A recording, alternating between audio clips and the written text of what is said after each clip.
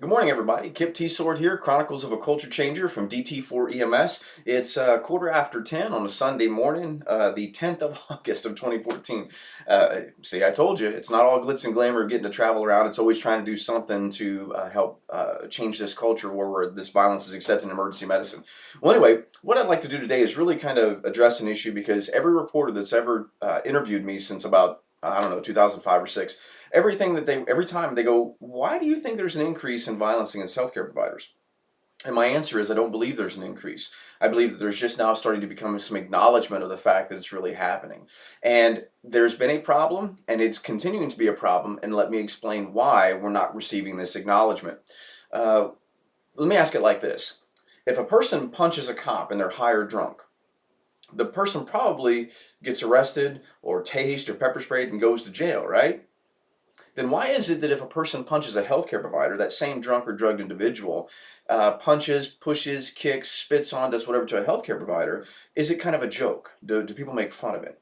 Well, here I think is the main reason. There is a fundamental lack of understanding between a criminal assaultive person and a true medical patient because we haven't given our people the critical thinking skills. Now, we've addressed that in depth multiple times in our safety blog on the dt4ems.com website. So you can go there and really start to research this yourself, and let's get back to the root of why is this stuff going on. So here we go. If there's no recognition of a patient versus an attacker, what happens then is staff just believe it's just part of the job because they've labeled everyone a patient. So they go, it's just part of the job.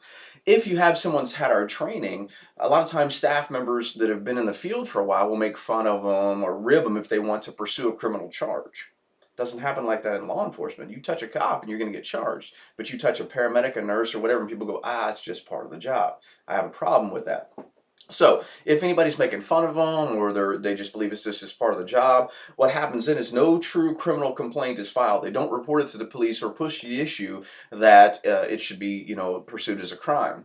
Now, the next thing from that, so now you've allowed that to go on. So guess what? Boom, we've now started this circle again, and the vicious cycle will continue. A violent encounter occurs. This person has a lack of patient versus attacker recognition. This theory that it's part of the job, this mocking by fellow or senior staff leads to no criminal report being filed, and it starts all over again. So that's why that I say that this isn't increasing. It's just that in a few places they're starting to acknowledge the fact. Well, here we go. If states have enacted laws, and many states, Missouri is one, and where we were just at recently, it was another where it put paramedics, EMTs, firefighters, nurses on the exact same law as a police officer. So if a drunk attacks a policeman, it's the same as if the drunk attacks a paramedic.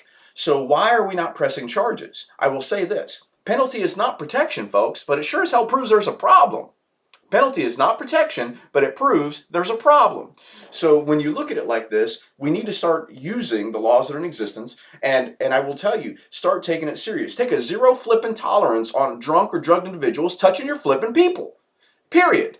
It isn't accepted in any other effing profession but ours. So we need to stop that. It's not acceptable. And guys, when you're big, strong, tough, and you train 5 days a week, and you're a mixed martial artist, or you're a boxer, you're a wrestler, and you can handle it, I understand that. But what if, like me, your daughter gets an EMS? Is it cool then if your daughter who's an EMT gets punched in the face by some drunk piece of crap? See, we change. We look at things different when it's no longer us, that we feel we can handle ourselves. What about those people that are half our size?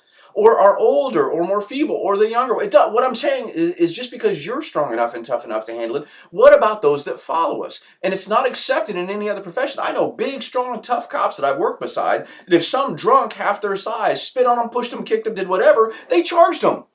So it wasn't whether or not we could kick their butt and win a fight. It was what is right versus wrong on the scene. So here we go. That's the big vicious cycle that we've got to change. We've got to break out of. And I think once we start separating the difference between a patient and an aggressor, we will start turning around and we can start to win back the neutrality that we had originally when we quit acting like police officers that we're not. We're not supposed to be taking custody. We're supposed to be providing care under consent. And again, that's another issue we've addressed. So that's my little rant for this morning. And I hope you get something out of it. It's the vicious cycle of violence in emergency medicine. See you soon. Maybe I'll get Sean this afternoon and we'll show another technique or two. Have a great day.